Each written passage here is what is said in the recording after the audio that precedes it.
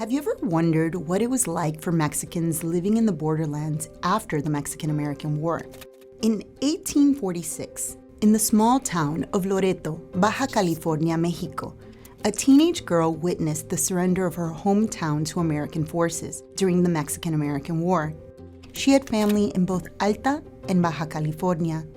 The residents of these areas had a difficult choice to make: to move or to stay in their hometowns.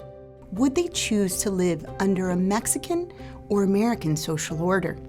She, her mother, and her brother decided to move to Monterey, California, and become American citizens. She quickly learned that American citizenship did not shield people of Mexican descent from discrimination.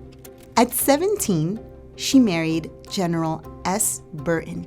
He was an American officer who was part of the American invasion of her town.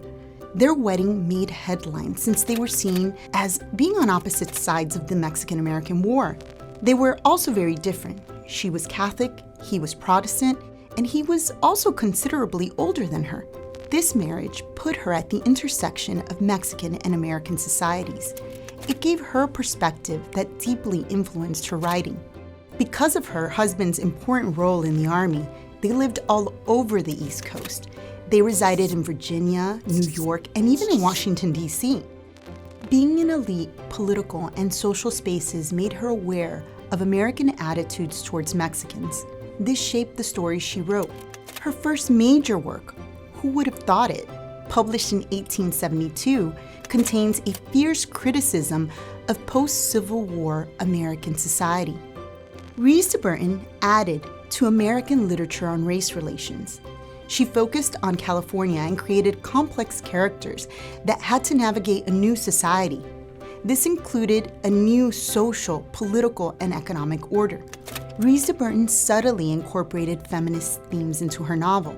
She criticized the limited roles available to women. She also disapproved of society's expectations that constrained women's behavior and ambitions.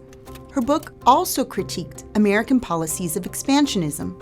She highlighted how it affected indigenous and Mexican peoples.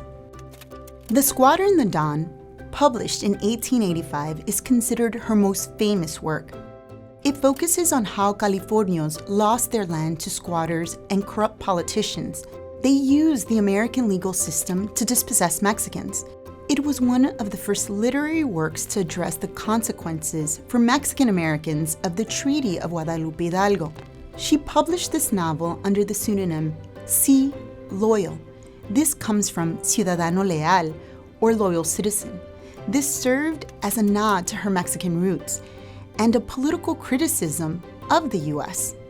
Her choice to use a pen name that hides her gender and race shows the many limits of her time.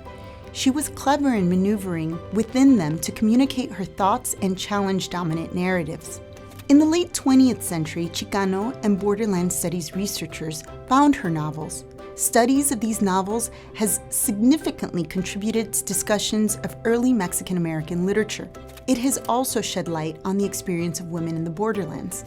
Mireya Amparo Ruiz de Burton was a foundational figure in American literature.